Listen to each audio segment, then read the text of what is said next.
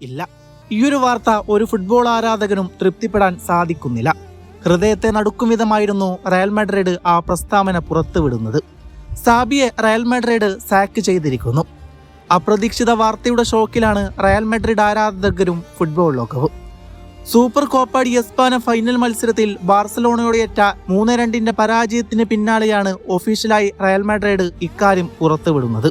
Buyer Leverkusen വിട്ട് ഇക്കഴിഞ്ഞ ജൂണിലാണ് loss ബ്ലാങ്കോസിന്റെ ചുമതലയേൽക്കുകയും തോറ്റ് കര കാണാൻ കിണഞ്ഞു പരിശ്രമിക്കുന്ന റയലിനെ പൂർണ്ണസ്ഥിതിയിലേക്ക് കൊണ്ടുവരാൻ സാബി നിയമിക്കപ്പെടുന്നതും.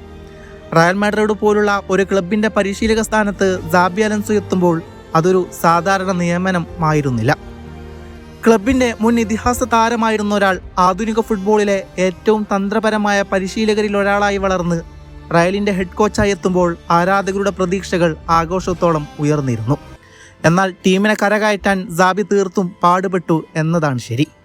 ഒരുപാട് പ്രതീക്ഷകളോടെ അതിലേറെ സന്തോഷത്തോടെ റയലിന്റെ മുന്നോട്ടുള്ള നീക്കങ്ങൾക്ക് മേൽ തന്റെ തന്ത്രങ്ങൾ അദ്ദേഹം അയച്ചുവിടുകയായിരുന്നു.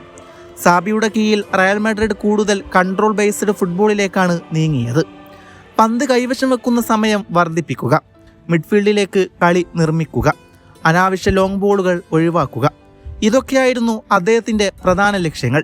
മിഡ്ഫീൽഡിൽ പൊസിഷൻ ഡിസിപ്ലിനും ഡിഫൻസിൽ നിന്ന് അറ്റാക്കിലേക്കുള്ള സ്മൂത്ത് ട്രാൻസിഷനിലും വ്യക്തമായ പുരോഗതി കാണാൻ സാധിച്ചു. സാബി അലൻസോയുടെ ഏറ്റവും വലിയ പ്രത്യേകതകളിലൊന്ന് യുവതാരങ്ങളിലേക്കുള്ള വിശ്വാസമായിരുന്നു. അക്കാദമിയിൽ നിന്നുള്ളതോ അടുത്തിടെ ടീമിലെത്തിയതോ ആയ നിരവധി യുവതാരങ്ങൾക്ക് അദ്ദേഹം അവസരം നൽകി. ഇത് ദീർഘകാലത്തേക്ക് ക്ലബിന് ഗുണകരമാകുമെങ്കിലും തൽക്ഷണ വിജയങ്ങൾ മാത്രം ആഗ്രഹിക്കുന്ന റയൽ മാഡ്രിഡ് സംസ്കാരത്തിൽ ഇത് ചില വിമർശനങ്ങൾക്ക് ഇടയാക്കി. ചെറിയ മത്സരങ്ങളിൽ സാബിക്ക് കീഴിൽ നിയന്ത്രണവും സർവാധിപത്യം ചെലുത്തുന്നതുമായ പ്രകടനം കാഴ്ചവെച്ചു. എന്നാൽ നിർണായക മത്സരങ്ങളിൽ ഈ സ്ഥിരത നിലനിർത്തുന്നതിൽ താരങ്ങൾക്ക് സാധിക്കാതെ വന്നു. സീനിയർ താരങ്ങളും യുവതാരങ്ങളും തമ്മിൽ ഒരു സമതുലിതാവസ്ഥ സൃഷ്ടിക്കാൻ സാബി ശ്രമിച്ചു. എന്നാൽ റയൽ മാഡ്രിഡിൽ ആ അവസ്ഥയ്ക്ക് രൂപം പ്രാപിക്കാൻ സാബിക്ക് കഴിയാതെ വന്നു. റയലിന്റെ സൂപ്പർ താരങ്ങൾ ബെഞ്ചിലിരിക്കാൻ വിസമ്മതിച്ചു. ആദ്യഘട്ടത്തിൽ സാബിയുടെ റയൽ മാഡ്രിഡ് വലിയ പ്രതീക്ഷകളോടെയാണ് ആരാധകർ നോക്കിക്കണ്ടത്. എന്നാൽ ഫലങ്ങൾ സ്ഥിരതയില്ലാതെയായപ്പോൾ സ്പാനിഷ് മാധ്യമങ്ങളും ആരാധകരും കടുത്ത വിമർശനത്തിലേക്ക് നീങ്ങി. ചില ഫലങ്ങൾ മെച്ചപ്പെട്ടെങ്കിലും മാഡ്രിഡിന്റെ പ്രകടനത്തിൽ കാര്യമായ വിശ്വാസം അവർക്കില്ലാതെ വന്നു. ക്ലബിനെ ഒരു മികച്ച പരിശീലകനെ കണ്ടെത്താൻ കഴിയാത്തതിൽ അതിന്റെ അന്തിമവിധി നിർണ്ണയിക്കാൻ പോകുന്നത് ജിദ്ദയിലാണ്. സൗദിയിൽ നടന്ന സെമി ഫൈനലിൽ അത്ലറ്റിക്കോ മാഡ്രിഡിനെതിരെ സാബിയുടെ റയൽ വിജയം കൈവരിച്ചു. എന്നാൽ ഫൈനലിൽ മറ്റൊന്നായിരുന്നു വിധി. ബാർസലോണക്കെതിരെ 3-2 പരാജയം ഏറ്റുവാങ്ങേണ്ടി വന്നു. അവിടെ മുതലാണ് ചർച്ചകൾ ഉടലെടുത്തത്.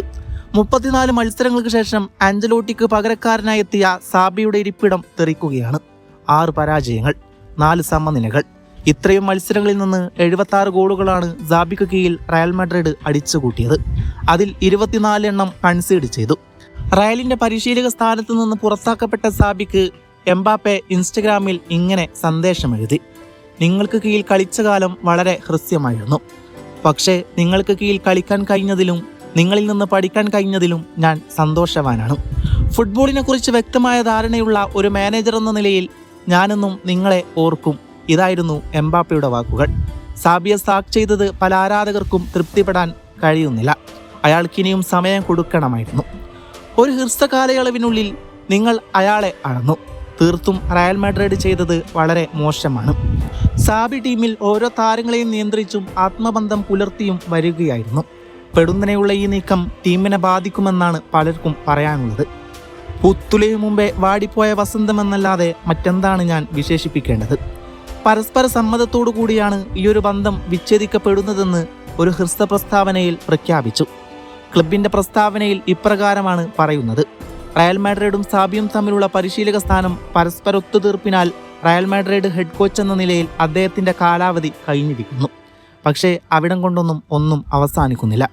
നിങ്ങളെ ഞങ്ങൾക്കോ റയൽ ആരാധകർക്കോ ഒരിക്കലും മറക്കാൻ കഴിയില്ല. സ്നേഹവും ആരാധനയും ബഹുമാനവും എന്നും നിങ്ങൾക്കുണ്ടാകും. ഇത് അന്നും ഇന്നും എന്നും അങ്ങയുടെ വീടാണ്. ഈ സമയത്ത് അദ്ദേഹത്തിനും അദ്ദേഹത്തിൻ്റെ കീഴിൽ പ്രവർത്തിച്ച മുഴുവൻ സ്റ്റാഫുകൾക്കും ഹൃദയത്തിൽ തൊട്ട് നന്ദി അർപ്പിക്കുന്നു. നിങ്ങളുടെ ജീവിതത്തിലെ പുതിയ അധ്യായത്തിന് എല്ലാ അർത്ഥത്തിലും ആശംസകളും നേരുന്നു. ഇതായിരുന്നു റയലിൻ്റെ വാക്കുകൾ. ഇനി റയൽ മാഡ്രിഡിന്റെ തന്ത്രങ്ങൾ പണിയാൻ ആ സ്പെയിൻകാരൻ ഉണ്ടാകില്ല. റയലിന്റെ ക്യാമ്പിനുള്ളിൽ അയാളുടെ ശബ്ദം ഉയരില്ല. ഗുഡ് ബൈ സാബിയൻ എഫ്.